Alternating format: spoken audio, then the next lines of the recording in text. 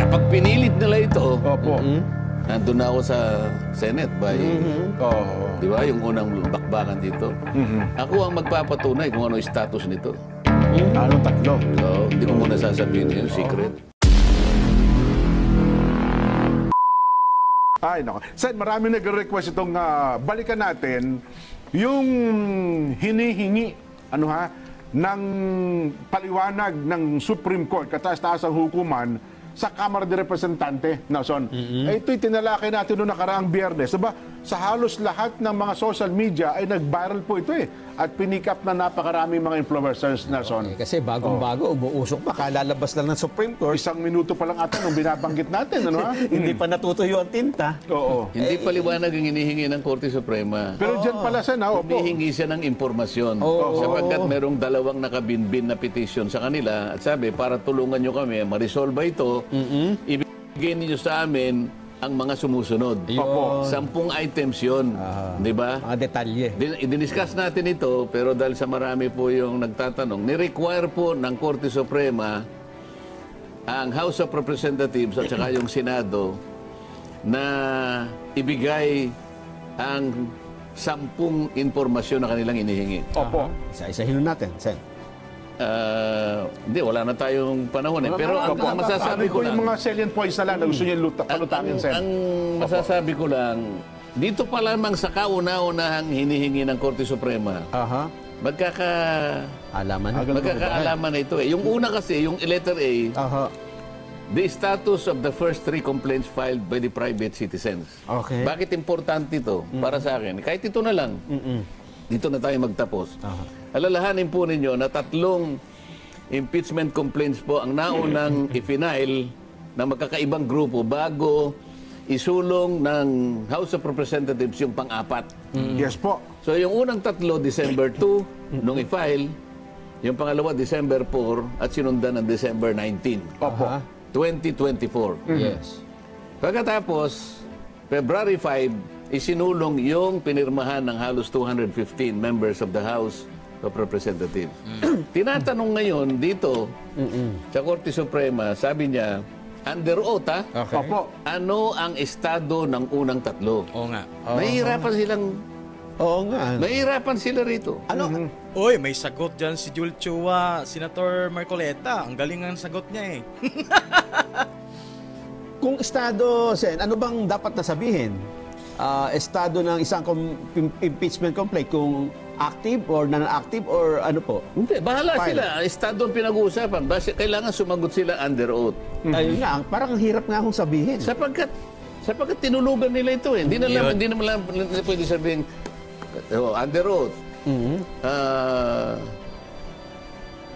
To the Supreme Court, sabi niya halimbawa, Your Honors, with all due respect, tinulugan po namin yung 3 impeachment complaint. Hindi po pwede. Yari tayo doon. Kasi paano mong palilitawin ang estado nito? Wala nga nangyari. Yung pang-4 ang dinala ron February 5. December 2, December 4, December 19. Tinatanong kayo ngayon, ano bang estado ng unang impeachment complaints na ipinail? Opo. Paano mo sasagutin? Paano nila sasagutin? Sumagot ang kasi sapagkat ito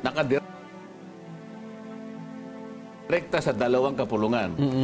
Kamara, Senado. Yes. Tama yung sagot ng Senado eh. Sumagot ang Senado, sabi niya, Respondent Senate manifests that it lacks sufficient knowledge or information on the matter stated under items A to K. Ito yung 10 eh. Wala nang kinalaman ng dito eh. Puro sa House. Status of the first 3 complaints, walang kinalamanan ng Senado rito. Wala po kami. Tama yung sagot ng Senado eh. Wala po kaming nalalaman kasi hinihingi po nyo sa amin. Ang katotohanan, karamihan po ng hinihingi po ninyo, hiningi din po namin sa kanila. Ayun nga. At wala rin naibigay. Ito, paano mo sasabihin? Ano ang status ng 3 complaints? Yan. Dito pa lang. Kapag hindi mo nasagot ito, yung naunang 3 yung tinutukoy niya, Sen, bakit ganito? Bakit ganito yung tanong niya? Sapagkat alalahanin mo, merong proseso kung paano mo i-dispose ang isang impeachment complaint. Yes po. Ayan. Oo. Alalahanin din ninyo na, sabi nga nila, there is only one impeachment proceedings per year. Per year. Ngayon, sabi niya, proceedings po naman, hindi naman complaint ang pinag-uusapan. Kaya nga hindi natuloy sa proceedings na hindi mo ginalaw dahil tinulugan mo.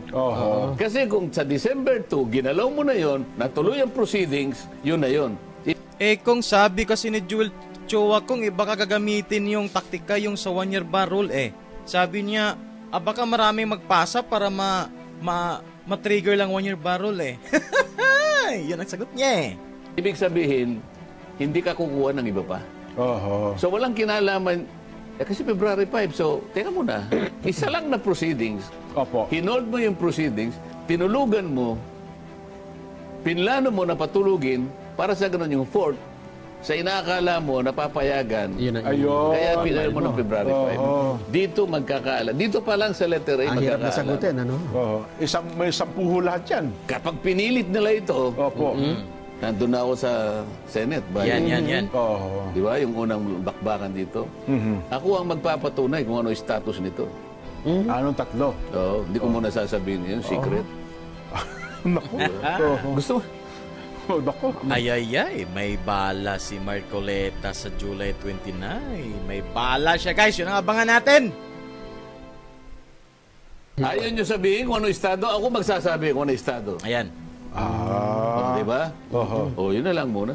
Pero sa Senado niyo na po sasabihin. Totoo naman Hawak mo naman ng record. Alalahanin nyo, congressman ako dati. Oo nga po, no? Oo. Hawak ko lahat, meron din akong kopya niyan. At ang mabigat dyan, pag kada sagot nila, Magkabukingan na sa July 29. under oath, may panunumpa sila Under oath ito. Ano yan, kapag ka hindi niyo po. Pagka sinagot mo ng ganito at mali, under oath ka. Nako. Yan. Makukontempt ka. Contempt yan, may kulong mo yan. Senator Judge ako, di ba? Kung matutuloy. Kung matutuloy. Impeachment trial, okay. Hindi, pero teka lang, Sen. Eh, di Meron... ba kanina, Opo. napakit ako rito, yung isang mga rami reporter dito, Opo. yung puro impeachment. Sabi ko, teka muna, anong impeachment ang pinag-uusapan natin? Naku. Alam niyo, Sen, in fairness, marami na po ngayon ang nagmamind conditioning sa Kamara, sa Senado, na para bagang may timetable na. Nasaan, di ba? August 4. May August 4. Hindi niya matutuloy ng July 28, 29. Marami kami hearing August 4. Malamang August 4 yan. Magkakaalaman kami at yan ay sisimulan na ng Senado ang Bakit sila bang mag-decide na matuloy ang impeachment trial? Di ba ang Senado man, hindi naman ang Kamara? impeachment proceedings. Proceedings na po ang binabanggit sa Anong araw? August 4 daw po. Ang ina-expect nila na masisimulan ang impeachment proceedings. Eh, sabi ng mga Amerikano, what the hell are you talking about? Yeah. Ayun lang. Sabi nga nung AI, it's a strong word. Preposterous. Preposterous. Di ba? It's a Mga strong Amerikano, word. what the hell are you talking about? Doon tayo magsimula, yung Ayan. salitang yun. Ayun, Kumbaga, may impeachment trial ba? Hindi mo po pwede naman basta na lang gumawa ka ng August 4. Teka muna. Paano napunta ron? Kasi yun na po, Sen, ang halos, sa social media, sa balita, na para bagang ang binibigyan ng daan ay matutuloy talaga. At lalo pa may survey ngayon. May lumabas na survey na marami daw pong Pilipino ang nagsasabing gusto nilang marinig ang paliwanag ni VP Inday Sara sa impeachment complaint. Sabi ng survey. Yes po. Meron mo palang naniniwala sa survey, Jen? Ako number 32 ako sa survey. Ha? Di ba pinag-usapan na natin, kayo pong mga survey companies, you will do well in doing surveys on Philippine products. Ginawa ko ng example ito. Ito talagang magagawa nila ito. And I think they have competence to do it. Magsimula tayo sa bagong isda. Ayan. Bagong. Merong bagong munamon na pinoproduce sa Pangasinan. Pangasinan yan. Opo. Sarap niyan. May bagong balayan. Sa Batangas. Opo. Merong bagong napada sa La Union. Ayan, ako. O mag-survey kayong lahat kung sino yung mas gustong kainin ng Pilipino dito sa tatlong bagoong. Anong klase ng bagoong? Yan na lang kayo. Pero para pakialaman pa ninyo kung ano yung naisip ng tao, political matters, wala na pong naniniwala sa inyo. Number 32 po ako.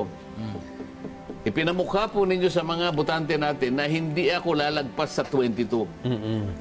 Ito yung bracket ko eh.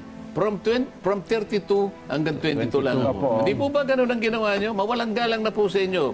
Kayo po mga dakilang gumagawa ng survey, wala na pong naniniwala sa inyo. Ayan. At kapag ka po ipinilit ninyo, baka magkita tayo sa Blue Ribbon Committee. Yan. Huwag po ninyong ipipilit ang isang bagay na hindi na pinaniniwalaan ng tao. Ayun. Yun lang ang masasabi ko sa inyo. Naku, mabigat nga yan, Sen. Ano?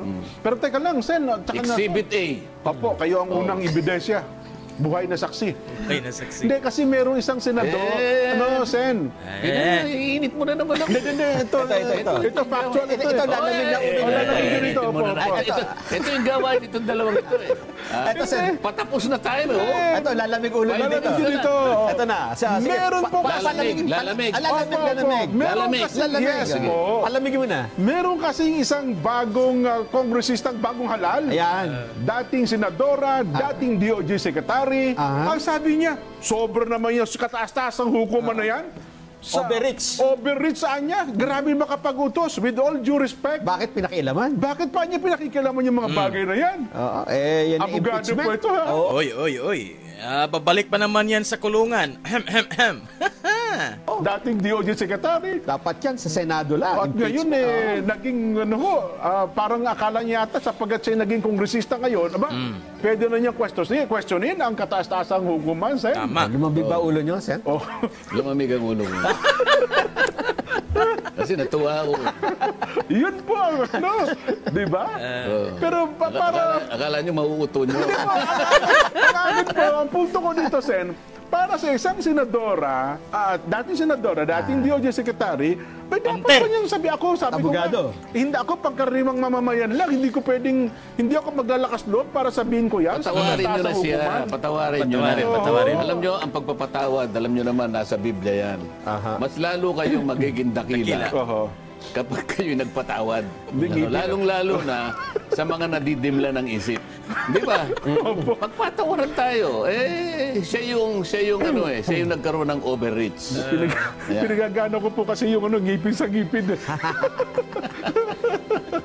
Anyway, resulta na po. Resulta na tayo, Sen. Wala na? Wala na. Meron pa ba? Meron, Magbe-break pa. ayan, oh. Akala ko resulta na tayo. So, yan po yung video natin sa araw to mga kaibigan. So, I hope nag-enjoy kayo sa video natin. So, make sure you hit like, share, and subscribe. Until next time, bye-bye!